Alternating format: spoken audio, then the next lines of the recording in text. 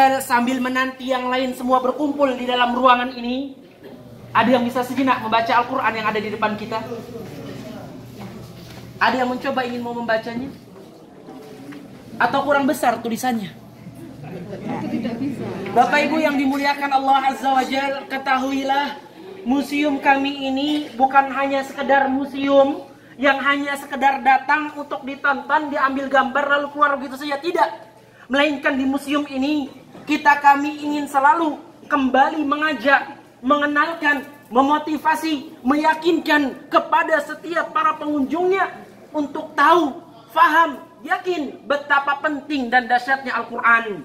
Yakin betapa sangat perlu dan butuhnya kita dengan ayat-ayat Allah. Sebagaimana tubuh kita perlu yang namanya gizi, begitu juga dengan roh dan hati kita perlu yang namanya ayat-ayat Al-Quran. Oleh karena itu, wahai Bapak, Ibu yang dimuliakan Allah, Al-Quran yang ada di depan kita ini, dengannya kita akan mengambil pelajaran bersama-sama gimana orang-orang di zaman dahulu begitu bersemangat dan tidak pernah menyerah dengan yang namanya Al-Quran.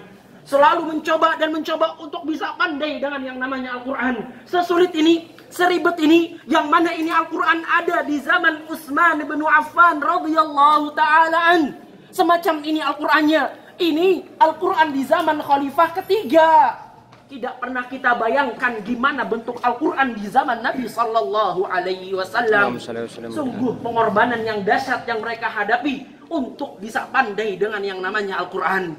Oleh karenanya, pertanyaan untuk kita semua, Al-Quran yang ada di depan kita ini dengan Al-Quran kita saat ini, bacaannya sama atau berbeda? Beda atau sama? Sama bacaannya. Pahala ganjaran orang yang membaca Al-Quran ini dahulu dengan kita, jikalau mau baca Al-Quran kita saat ini, pahalanya sama atau berbeda? Sama. Dan yang terakhir, apa bedanya kita dengan mereka? Sama atau berbeda? Beda atau sama? Beda. Sama. Sama-sama hamba Allah, betul? Sama-sama umatnya Nabi Muhammad. Pahalanya sama, ganjarannya sama, bacaannya sama. Tetapi, tahu tapinya apa? Mengapa kita masih bermalas-malasan dari Al-Quran?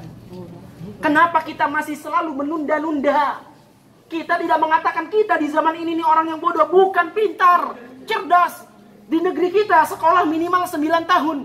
Ada yang sampai kuliah, ada yang sampai profesor, doktor, dan yang lainnya. Tapi mengapa tidak mau fokus selalu bersama Al-Quran? Mengapa tidak mau salah kali-kali pintar, cerdas dengan ayat-ayat Allah? Bapak, Ibu yang dimuliakan Allah, mereka dahulu sesulit ini, seribet ini, tapi tatkala mereka mendengar Allah berjanji mengatakan, Kitabun anzalnahu ilaika mubarakun, kata Allah. Sebuah kitab yang telah Allah turunkan kepada Nabi Muhammad. Di dalamnya seluruhnya adalah barakah. Mereka berjuang, berusaha sebisa mungkin agar meraih barakah tersebut.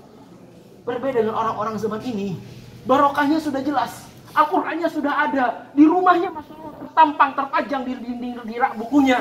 Tapi malah pergi jauh ke sana. Ngapain Bu? Pak, cari barokah. Ngapain Pak? Cari barokah. Cari barokah ke kota lain. Rebutan bekas air ini, ziarah ke makam ini. Ngapain? Cari barokah. Ternyata barokah Allah ada di rumah kita, dan sedangkan kita bermalas-malasan dengannya. Oleh karena itu, wahai Bapak Ibu yang dimuliakan Allah, saking barokahnya Al-Quran, jangankan Bapak Ibu baca, mendengarkannya saja. Apa janji Allah Azza wa Jal? Allah berfirman mengatakan, wa idza quri'al Qur'anu fastami'u lahu wa ansitu la'allakum turhamun. Kata Allah, jikalau dibacakan kepada kalian Al-Quran, perintah Allah dua kata Allah apa? Dengarkanlah dan diamlah menyimaknya. Yang Allah berjanji, maka baginya rahmat Allah yang Allah turunkan, Allah berikan kepada mereka yang rajin mau mendengarkan Al-Quran. Ini yang namanya Al-Quran. Mendengarkannya saja rahmat Allah akan datang. Taufik, hidayah, barakah Allah akan Allah berikan. Oleh karenanya, mohon maaf, banyak di zaman ini orang-orang Masya Allah hidup mewah, rumahnya besar, istrinya cantik, suaminya ganteng, tapi Masya Allah hidupnya selalu cekcok, selalu bertengkar. Bahkan sebagian ada berujung perceraian, anak-anak akhirnya durhaka, padahal mereka hidup mewah. Sebabnya tidak ada barakah Allah, rahmat Allah di tengah mereka. Oleh karenanya, ini sangat penting untuk kehidupan kita saat ini. Karena hidup tanpa Al-Quran seperti orang